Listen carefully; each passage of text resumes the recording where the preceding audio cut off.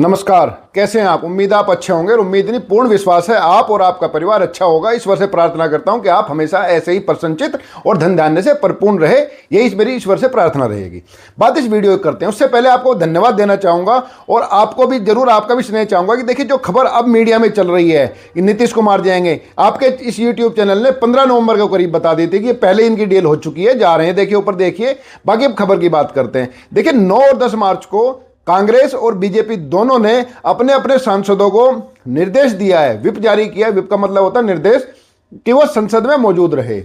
और विप का मतलब कि आदेश का मतलब कि संसद में मौजूद रहे। अगर दोनों पार्टियों ने ये निर्देश दिया है तो इसका मतलब है कि 9 और 10 मार्च को कुछ बहुत बड़ा होने जा रहा है। ये क्या होने जा रहा है ये भी वीडियो में आपको बताऊंगा, लेकिन ये इतना बड़ा नहीं है जितना बड़ा राहुल और उनकी टीम ने ऑलरेडी कर दिया, जिसके चलते मोदी और अमित शाह की जोड़ी ने अब की बार इनके खिलाफ आर पार की का जंग का मन बना लिया है। हालांकि आर पार की जंग कहने का मतलब बार बार ये सुनते होंगे, तो ऐसा बिल्कुल नहीं है कि अब की बार ये पहले की तरह है। लेकिन हाँ, अब की बार मोदी और अमित शाह इनको एक जरूर ऐसा झटका देंगे कि जिनको जो है केजरीवाल की तरह इनको इनकी राजनीतिक जो जमीन है, जो हैसियत है, उनको समझ आ जाए। क्योंकि राहुल और उनकी टीम ने एक ऐसा काम किया है जिसके चलते मोदी की इमेज, मोदी का अपना राजनीतिक अस्तित्व के ऊपर बड़ी चोट हुई है। और अगर इसको ना रोका गया, मोदी और अमित शाह ये समझ चुके हैं, अगर इसको ना रोका गया तो ये नुकसान बड़ा हो जाएगा, जिसको कि अमित शाह और मोदी कभी भी बर्दाश्त नहीं करेंगे। क्योंकि उन्हें अपने अब तक के राजनीतिक जीवन में इतनी बड़ी चोट करने का प्रयास उनके चरित्र पे, उनके राजनीतिक हैसियत पे किसी ने नहीं किया है। और ना ये मत सोचिएगा कि मैं उसकी एपिस्टीन की बात कर रहा हूं, एपिस्टीन फाइल की नहीं। देखिए मोदी को इन चीज़ों से कोई फर्क नहीं पड़ता है, गाली से कोई फर्क नहीं पड़ता है। फर्क पड़ता है मोदी को अपनी जो उनके काम उन्होंने अब तक किए हैं, जब उन पर कोई चोट करता है, जब देश के खिलाफ कोई बात होती है तब फर्क पड़ता है। और अब की बार एक ऐसा काम ऑलरेडी हो चुका है जिससे उनके किराए पर पानी फिर सकता है अगर उन्होंने अब तक ना रोका। इस वीडियो में आपको सारी जानकारी मिलेगी। सबसे पहले मैं आपको धन्यवाद देना चाहूँगा जिन दर्शकों ने इस चैनल को सब्सक्राइब किया। इतनी जल्दी इतने दर्शक हुए, 50,000 से ज़्यादा पार हो गए हैं सब्सक्राइबर, आपका बहुत बहुत धन्यवाद। देखिए आपसे अनुरोध है कि जिन्होंने नहीं सब्सक्राइब किया, देखिए अब तो बताया कि खबरें भी आपको कई महीने पहले मिल जाती हैं, तब तो सब्सक्राइब कर लीजिए। आपका अपना चैनल है, इसने मिलता रहना चाहिए। और राष्ट्रवादी ताकतें भी तभी मजबूत होगी। भाई रवीश कुमार ये सब कुछ एजेंडा चलाते हैं, हम तो एजेंडा भी नहीं चलाते, तो साफ साफ बातें करते हैं, किसी को अच्छी लगे बुरी लगे। चलिए बात अब आगे करते हैं। खबर क्या है, देखिए 9 और 10 मार्च की तो बता ही दूंगा, वो बड़ी घटना वो भी है, लेकिन इतनी बड़ी घटना नहीं है जितनी बड़ी घटना उनकी टीम कर चुकी है। देखिए ईरान में जो हो रहा है सब जानते हैं ना। निश्चित रहिए ईरान के बारे में ज़्यादा डिटेल वीडियो नहीं है, लेकिन उससे जुड़ी हुई घटना है जो कि भारत में हुई है। ईरान को लेकर के जो घटनाक्रम चल रहा है वो सब जानते ही हैं। अब तक हमें पता है कि भाई इसमें क्या क्या ये सब चीज़ें हुई हैं और क्या क्या सब चीज़ों के होने के दरमियान भारत में जैसे धरना प्रदर्शन हुए हैं, भाई लखनऊ हुए, दिल्ली हुए, श्रीनगर हुए, भाई हर जगह निकला कि घर घर से निकलेंगे खेमनई। भाई ये समझ नहीं आ रहा भैया खेमनई निकल के करेंगे क्या। भाई जो 1000 किलोमीटर दूर घटना हुई है, मतलब हुई ईरान में ही की अमेरिका और इजराइल ने है, उसका भारत से क्या लेना देना अब तक समझ से परे। वो घर से निकल के वो करेगा क्या। भाई खेमनई साहब अगर घर से निकल भी गए तो करेंगे क्या, ये अब तक ये समझ नहीं आया। घर से निकल के स्विगी चलाएंगे, जोमेटो चलाएंगे, किस चीज़ पर ऑर्डर करेंगे, क्या खाना मंगाएंगे, समझ से परे है।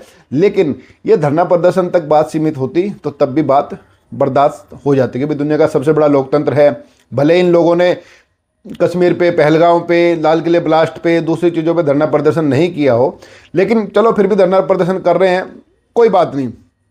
हालांकि धरना प्रदर्शन में जिस तरह की बातें हुई हैं उसको देख करके बार बार ये सवाल जरूर उठता है कि भाई ये लोग, जो अपनी पिछली वीडियो में मैंने सवाल पूछा था, कुछ लोग नाराज हुए थे कि ये लोग जो है ना भारत में रह रहे मुसलमान हैं या भारतीय मुसलमान हैं। क्योंकि इनका जो तेवर है, जो इनकी बातें हैं, वो भारत के प्रति तो बिल्कुल नहीं लग रही। इनका तो एक धर्म, एक लीडर के प्रति इनकी बातें समर्पित लग रही है। खैर, इससे बड़ी घटना जो हुई है वो ये जम्मू एंड कश्मीर में। देखिए कश्मीर में नारे लगे हैं, कश्मीर बनेगा हिजबुल्ला।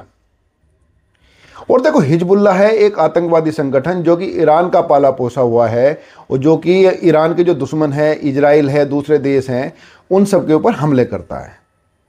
और भारत में इस चीज़ के नारे लगना, इससे भारत की सुरक्षा एजेंसियों के जो है ना बिल्कुल कान खड़े हो गए, मतलब कि जिसके कहे कि होश उड़ गए हैं। इसी बीच और इसके पीछे जो जानकारी है, आईबी की जो रिपोर्ट है, आईबी की रिपोर्ट ये कहती है कि कश्मीर बनेगा हिजबुल्ला के नारे के पीछे जो लोकल कांग्रेसी नेता हैं वहाँ के, उनका पूरा समर्थन है। क्योंकि लगातार सोनिया गांधी और जो राहुल गांधी और पूरी कांग्रेस लगातार ये प्रयास कर रही है भारत सरकार पे दबाव बनाने के। इनके जितने पत्रकार हैं, चाहे रवीश कुमार और जो दूसरे जितने इनके एजेंडेबाज लोग हैं, वो सब कोशिश कर रहे हैं कि भारत इस मुद्दे पर बोले। जबकि भारत ने ऑफिशियल रूप से अपना उनके जो दूतावास में जाके शोक संदेश में साइन कर दिए, बात खत्म हुई। इससे ज़्यादा क्या बोलना था इसमें। और दूसरी बात है, भारत का इसमें कोई लेना देना है ही नहीं भाई। भारत ने ना मिसाइल मारी है ना हमला किया है, भारत का क्या लेना देना इस चीज़ से। और दूसरी बात यह है कि जो आईबी रिपोर्ट है, उस आईबी रिपोर्ट से भारत इतना चौकन्ना हो गया है उस आईबी रिपोर्ट के अनुसार, और जिसकी जो पुष्टि है वो रो ने भी की है, उसके अनुसार ये है कि चीन जो है इस खामनेई वाले मुद्दे पर, जो भारत में जो आंदोलन हो रहा है, इसके मुद्दे पर पाकिस्तान को कह रहा है कि भारत की कश्मीर के अंदर अशांति फैलाई जाए। और अशांति फैलाने का मतलब है कि जो है वो, रुके 9 मार्च वाली खबर भी बताऊंगा। अशांति फैलाने का मतलब है कि धारा 370 हटा करके मोदी ने जो इतना बड़ा कदम उठाया था कि जिसके चलते कश्मीर अब भारत का एक अभिन्न हिस्सा बन गया। हिस्सा तो पहले भी था, लेकिन वो उसमें एक बीच में कड़ी जोड़ रखी थी कि भाई जो होगी उसका संविधान भी अलग, झंडा भी अलग, निशान भी अलग, वहाँ पर कुछ भी नहीं हो सकता। वहाँ तो ये भी था कि कश्मीर की लड़की गैर कश्मीरी से शादी कर ले तो उसको प्रॉपर्टी से बेदखल होना पड़ता था, या इतना ऐसे ऐसे कानून थे वहाँ। कोई बाहर का लोग वहाँ पे ज़मीन नहीं खरीद सकते थे।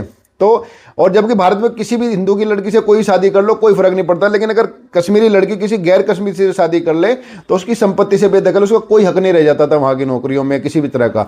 तो धारा 370 हटा करके मोदी ने न केवल पाकिस्तान के मनसूबे पानी फेरा था, बल्कि कश्मीर के अंदर भी जो है एक अलगाववाद की जो धारा बह रही थी, मतलब जो वहाँ के लड़कों में, बच्चों में जो बार बार भावना भरी जा रही थी कि हम कभी ना कभी तो अलग हो ही जाएंगे, उस सपने को भी तोड़ दिया था। इस सपने को तोड़ने का ये नतीजा था कि वहाँ पे अब ना पत्थरबाजी हो रही है, ना कोई बहुत बड़ी आतंकवादी घटना हो रही है। देखिए छिटपुट तो चलती रहेंगी भी। ये तो जो कुछ लोग ये पैदा होते हैं सोच करके कि भाई हमारा तो जन्म ही बेहतर हुरों के लिए हुआ, तो भाई वो तो सुधरेंगे नहीं, उनका तो इलाज वही है जो वहाँ किया जा रहा है, उनका इलाज वही है, उन्हें गोली मार के उनको ख़त्म किया जा रहा है। हमारी बहादुर सेना उनका काम वो कर रही है। लेकिन जो रिपोर्ट आई है कि भाई खामनेई वाले मुद्दे पर जो आंदोलन भारत में हो रहा है, कांग्रेस इसको लगातार भड़काने की कोशिश कर रही है बिना ये सोचे समझे कि भाई भारत के जो संबंध है इस समय ईरान से ज़्यादा इजराइल, दुबई और जो बाकी जो मुस्लिम देश हैं उनके साथ हैं।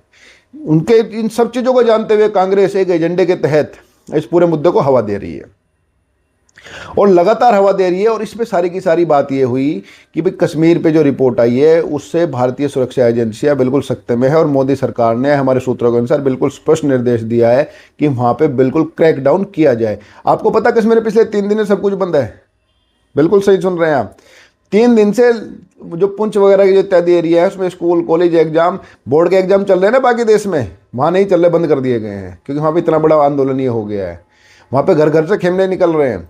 जैसे एक बार अब जो मारा गया था, वो वानी मारा गया था आतंकवादी वगैरह, घर घर से निकलेगा जो है असगर अजगर सब जो निकले थे सब, वो ये हालत अब हो गई है।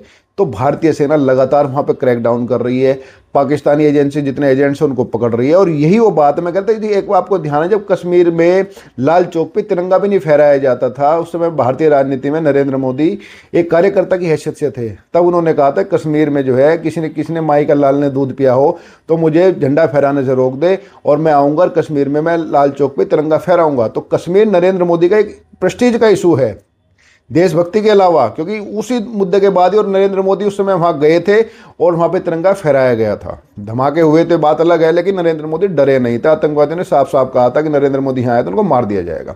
उस समय ना मुख्यमंत्री थे ना प्रधानमंत्री थे। तो उसी कश्मीर को, जिस कश्मीर को इतनी मेहनत से भारत का हिस्सा जोड़ा गया, उस कश्मीर को दोबारा से अलग करने की कोशिश, कश्मीर में आतंकवाद को पनपाने की कोशिश नरेंद्र मोदी और अमित शाह की बर्दाश्त से बाहर की सीमा है। और हमारे जो गृह मंत्रालय के सोर्सेज हैं उनका कहना है कि इस बारे में लेकर के बिल्कुल स्पष्ट निर्देश आ गया है कि इसको क्रैकडाउन किया जाए। और क्रैकडाउन के चलते वहाँ पे जो शिकायत होंगी उसके अलावा नरेंद्र मोदी ने ये भी तय कर लिया है कि भाई जितने मुकदमे सोनिया गांधी, राहुल गांधी के खिलाफ चल रहे हैं उन मुकदमों में अब केंद्र सरकार भी पार्टी बनेगी। अब तक जितने मुकदमे चल रहे हैं, जैसे भाई राहुल गांधी की डुअल सिटीजनशिप वाला चल रहा है, सोनिया गांधी की जो वो बिना भारत के नागरिक बने, भाई ये 1980 में जो है वोटर बन गई थी, 1983 में जो है भारत की नागरिक बनी थी सोनिया गांधी, उस वाले मसले सब मामले कोर्ट में चल रहे हैं, लेकिन इनमें भारत सरकार पार्टी नहीं बन रही है।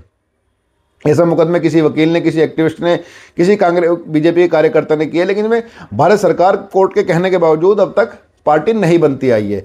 लेकिन इस कश्मीर वाली घटना के बाद जब वहाँ पे नारे लग गए हैं और जो वहाँ पे अलगाववाद को भड़काने की कोशिश की जा रही है, उसके बाद ये तय किया कि एक बार इनको भी जो है कानून का मजा चखाया जाए, इनमें भारत सरकार पार्टी बनेगी। एक में मार्च में 9 मार्च के बाद की सुनवाई है, एक की जो अप्रैल में है, तो उसमें भारत सरकार अब अपना पक्ष रखेगी। और अपना पक्ष रखने का मतलब है कि हो सकता है इनको कुछ दिन जेल की सलाखें भी देखनी पड़ जाए, जैसे कि केजरीवाल के साथ हुआ था।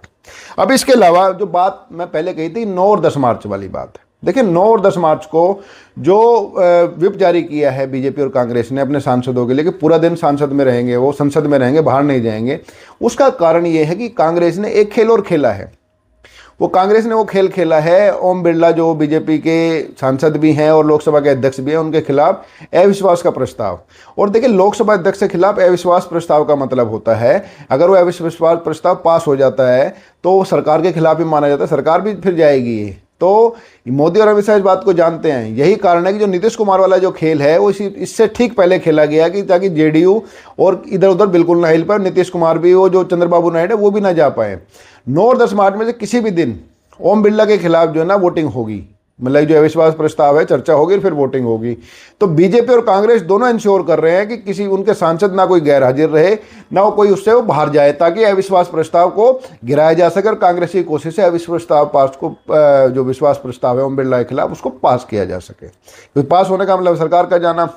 और ये दूसरी बार कोशिश कर रही है मतलब कांग्रेस लोकसभा चुनाव के बाद 2024 का जो लोकसभा चुनाव के जो नतीजे आए हैं, जिसमें 99 पार हुई है कांग्रेस और बीजेपी की 40 के करीब सीटें कम रही हैं, तो दूसरी बार ये प्रयास है मोदी सरकार को गिराने का।